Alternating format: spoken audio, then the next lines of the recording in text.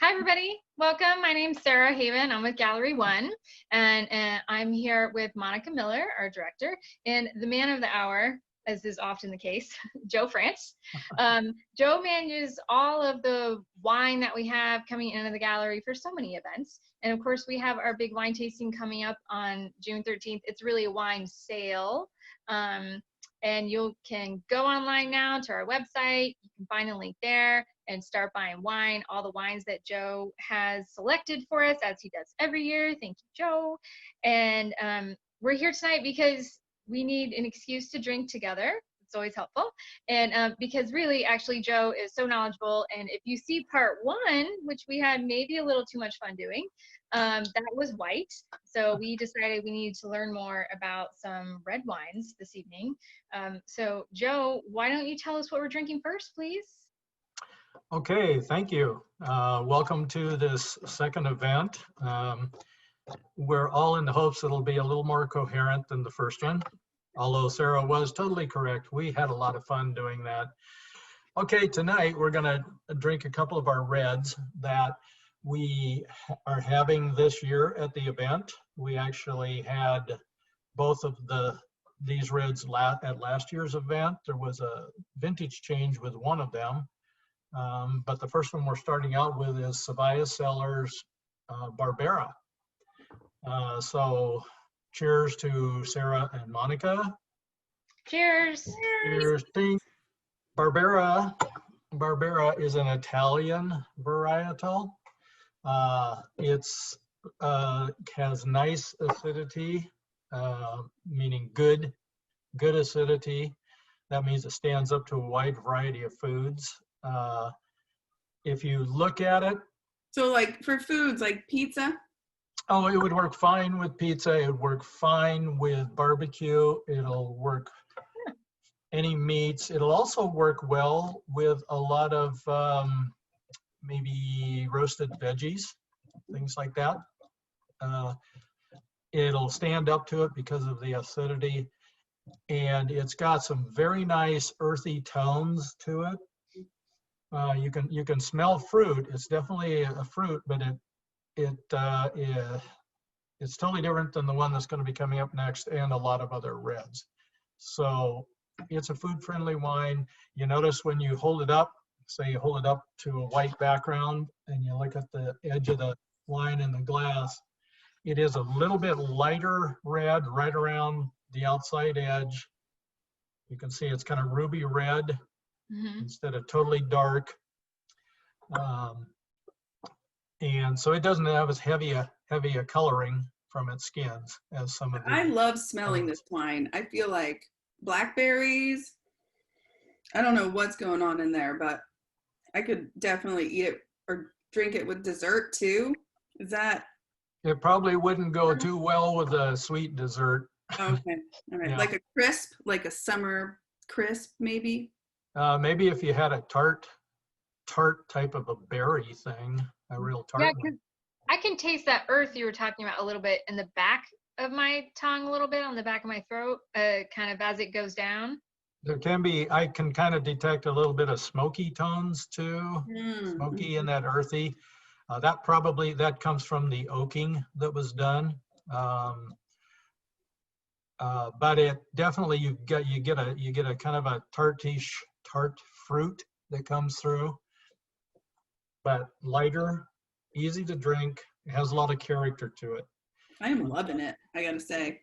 Yeah, we had two different Barberas last year. We got the same ones back this year, Lost Rivers and Sevillas, and they both did extremely well. They're both different from each other, but people like them both. So this is a favorite grape. It has been for several years at our festival. So the Barbera refers to a grape variety from Italy. Yeah, so it's where it's originated from. But there is Barbera grown out here in the Washington State. It's an up and coming varietal. It's still relatively small acreages of it, but Italian varietals, Sangiovese, Nebbiolo, Sangiovese is probably the most planted varietal out here in Washington State of Italian descent in the reds. but others are coming on too. As we're finding out, we can grow many more grapes than anybody ever thought years ago. We can grow a lot of different kind of grapes in Washington, which is great. So, Joe, why do you think this wine, that particular grape, has seen like a rise in popularity? Like, what is there something you can point to why those things happen, or these usual trends? well, a lot of times a state or an area will start out with wines that they're grapes that they're known for. We started out in Washington with Riesling. That was what we were known for in the early days.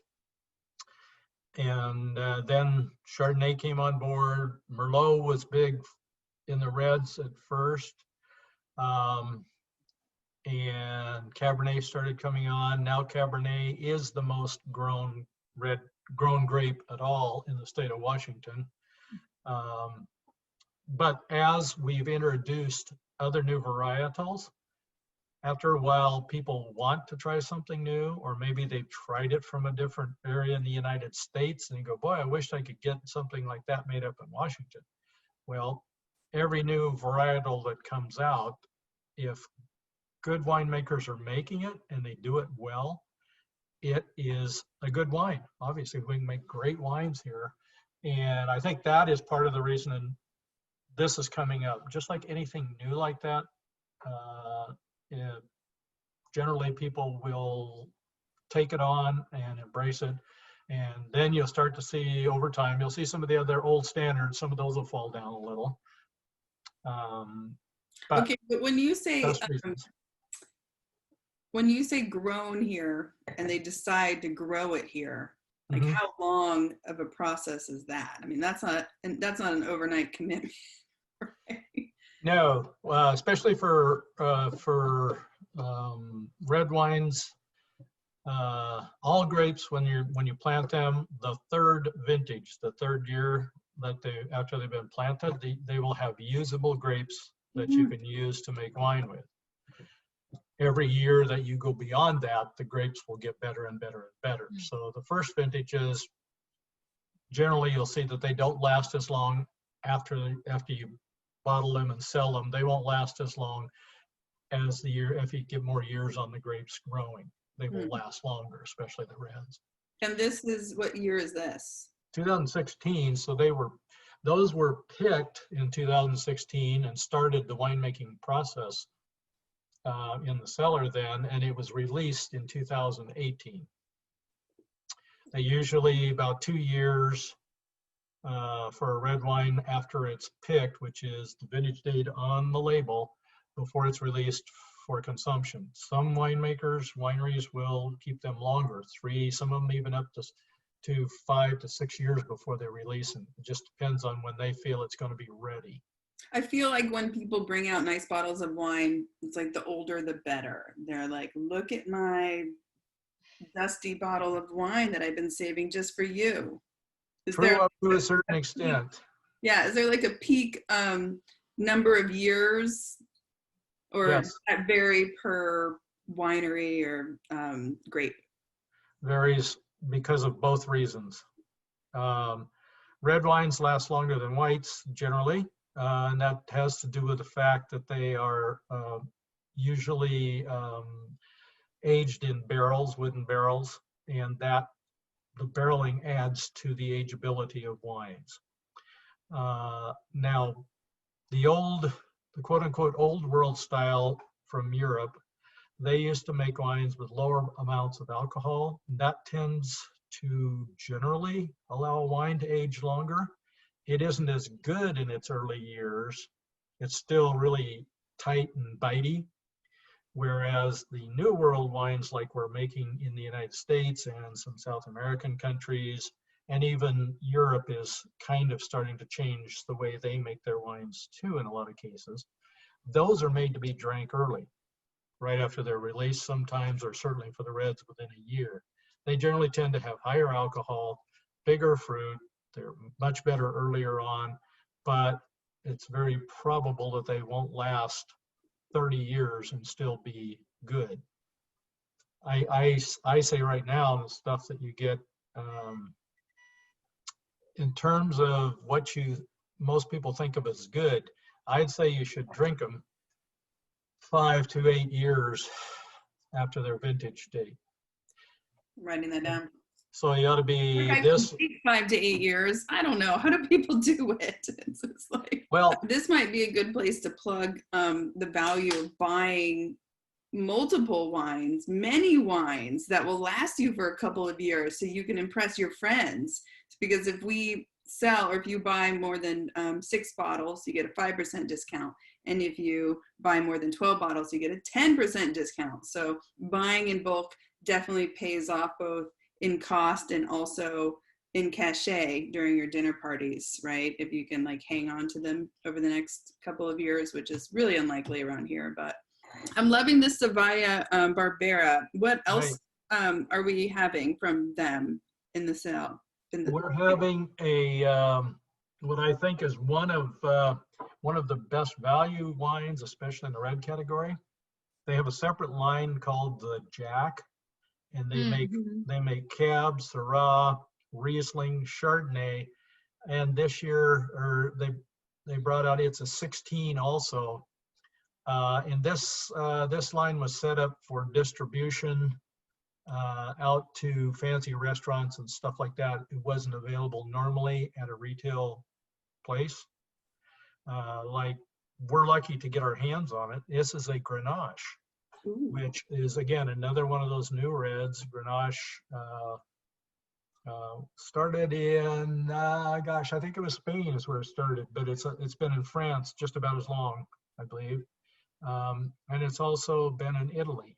So those 3 European countries use Grenache a lot.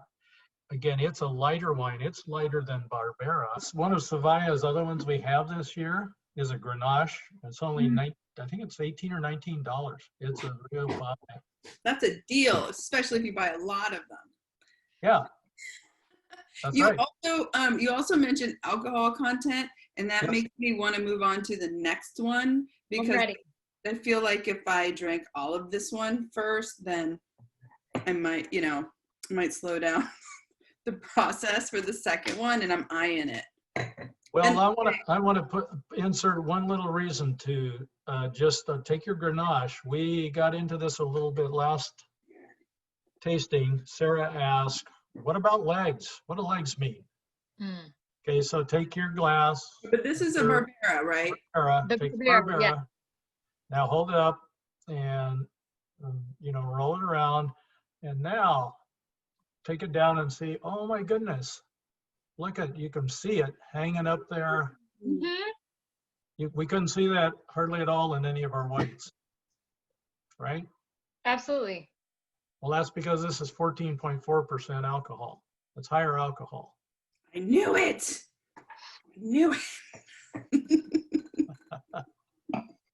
And what were the whites? The whites were a rosé and a Palencia Albarino, I believe. The alcohol content, she meant. Oh, the alcohol content on the Barbera is 14.4%. Compared to the whites last time, which were the white rosés. Yeah. Right. Oh, the white and the rosé were down in the 13s, especially the rosé. It was lower. Not a big difference. No, but it does. It's amazing. That small amount of difference can manifest itself in just how long those legs, the viscosity of the wine is enough that it'll hold and stay on the side of the glass. Okay, tell us about this Dunham Cellars we have. The what? The Dunham Cellars? Yeah. That's our next wine. This one is the Dunham Cellars. This year's is going to be a 2017 Cabernet Sauvignon. It's 100% Cabernet, not a blended cab, which a lot of Cabernets in Washington State are blends. And you just have to have more than 75% of the primary grape in your wine to call it the name of that primary grape. Can we see that label? Yes. There it is. Okay, that's what I was recalling, the fancy D.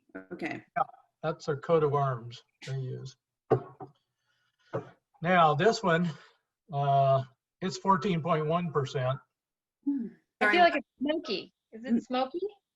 Well, again, it could have some smoky flavors. Again, they use, as most people do, they use oak on their wine when they're aging it. So yeah, you'll get that, but it doesn't have that kind of brighter tart berry. This is like a dark berry, like blackberry, or they call it.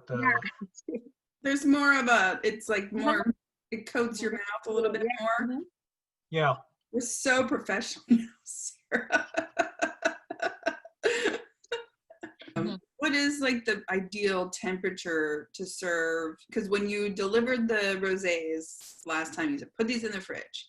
But I noted that you didn't tell me to do that this time. So what is the ideal temperature for drinking reds? Well, reds generally are considered, they call it room temperature. You want to store all your wines. Typically, they'll say the best temperature for all of them is 55 to 60 degrees. And white wines or rosés, when you bring them out, you would take them out of if you're taking them out of that type of storage situation, you'd put them in the refrigerator, chill them down a little bit before you serve them. The rosés and stainless steel whites, you get them cooler. An oaked white like a Chardonnay or any other oaked white, you probably not get them quite as cold because that will kill the flavor of those when they've been on oak. Red wines. I've cold red wine before and it's not good. Yeah. Oh, there's a very few that you can. Dolcetto can be drank chilled, and so can Barbera. You can chill Barbera and it will work out okay. Okay. So you might try that with what you got left, put it in the fridge and see what you think. No, take too long. Not gonna happen. Buy a bottle. So tell us more about Dunham Cellars. Dunham Cellars was one of the first 8 or 9 wineries in Walla Walla. And they're out at the airport out there. Knowledgeable. It's just crazy how much he knows about these wines. Sorry, go ahead. Sorry to interrupt. No problem. And they're out at the airport, and they've been there all this time. There have been other wineries that was called an incubator area, and a lot of wineries start out there and then they go off and move to another place or whatever. Dunham has built their area out there into a really nice area. They had one of the bigger places to start with, as it turns out, and then they've built on bigger barrel storage places. They are the biggest winery out at the airport, and one of the bigger ones, still family owned in Washington. They make about, I think it's between 30 and 40,000 cases a year.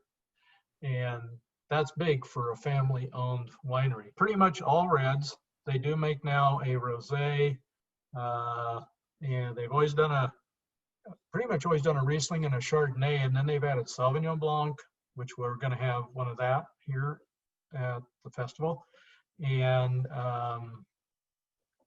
they do occasionally a dessert wine, a Riesling late harvest, or sometimes an ice wine.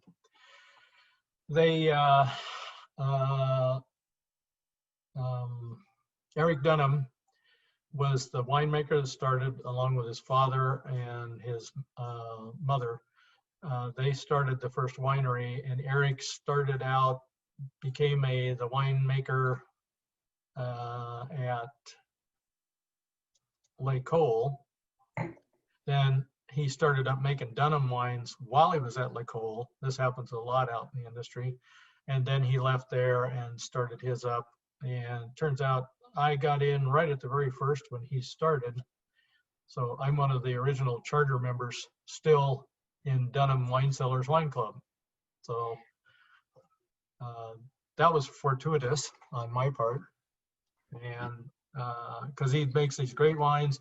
And this is going to be 10, 20, 22, 23 is the 2022 years he's made the Cabernet Sauvignon.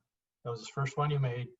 And he's only raised it $5 this last year since the price when he brought it out.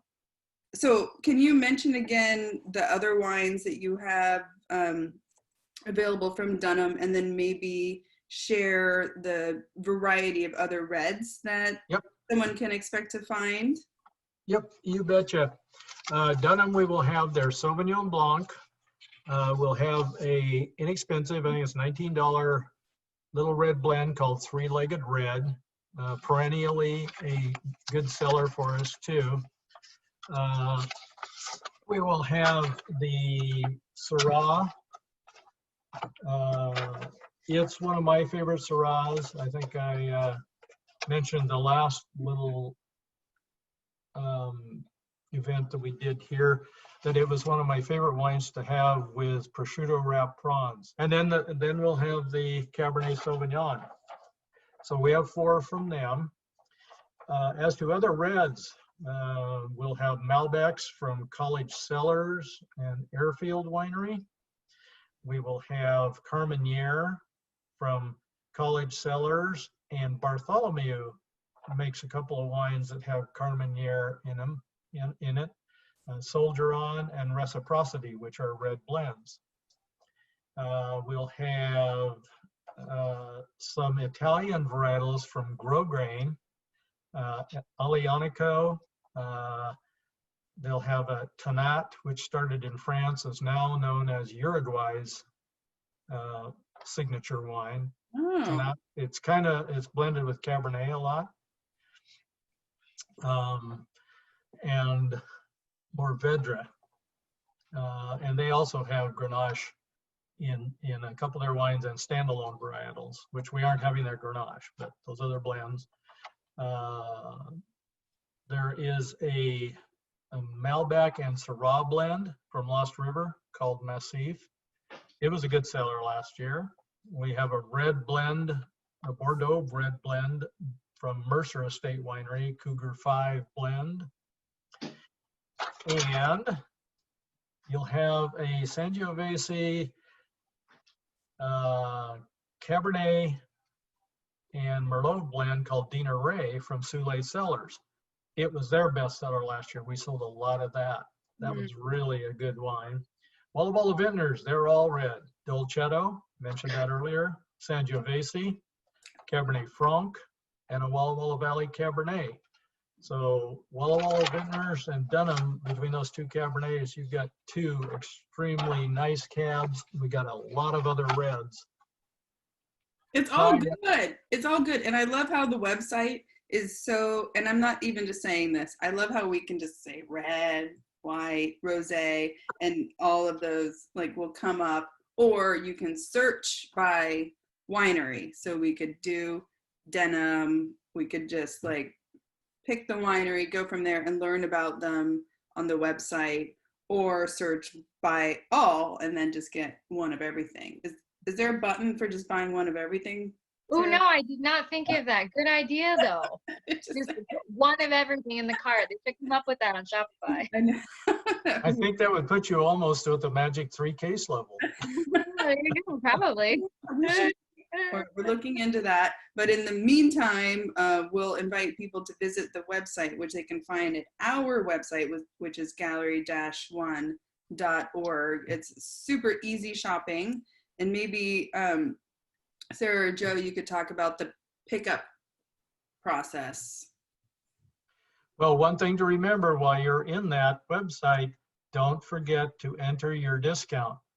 Oh, that's true. So if you buy 6 bottles, you enter in 5% off. If you buy 12 or more, you get 10% off. And it's all over the website. You can't miss it. We have several places for you in case you're curious about what that discount is. You can do that. And after you make a purchase, we'll send out an email giving you all the instructions for pickup date, following COVID protocols, all those details. So don't stress about those. We'll have you all hooked up once you make your purchase, and we'll make it easy. No problem. So I hope that people take advantage of what you're really getting is Joe's wine knowledge, and not just the knowledge. Yes, his relationship with all these people. Tax-free, discounted, specially curated. Yeah, I hope people don't hesitate. Also, if you have any questions before you make your wine order, there's plenty of time to do the wine order. You should ask. You can reach out to us Joe is happy to talk to anyone if you have specific questions. As you can tell, we can go on, and Joe really certainly can. So it's not a problem. He's got the knowledge. So please ask.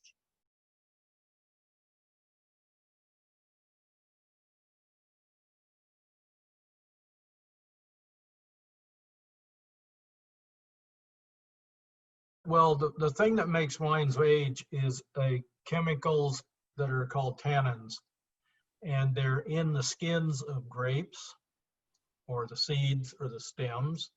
And when you crush white grapes, usually you don't have the stems on, and you take the skins away and the seeds immediately after you crush the grape, and all you're left with is the juice. So you get nothing of the tannins in a red wine, and they're the thing that helps wine age longer. Mm. Um, There's a whole when- science behind it. Right. And tannins also are what makes your mouth pucker, what makes your mouth dry. That's Yeah. why there must have been, I think Monica felt it both in that, in the Dunham Cellars a little bit more. Well, it's the cumulative effect of the two reds together. Now, had I had something, if you had in your refrigerator a little, like a little Columbus piece of salami, just a little piece of salami like goes on a pizza. If you ate a slab of that right now, a piece, and you get it in your mouth and you taste that wine, it would totally change the taste of this wine.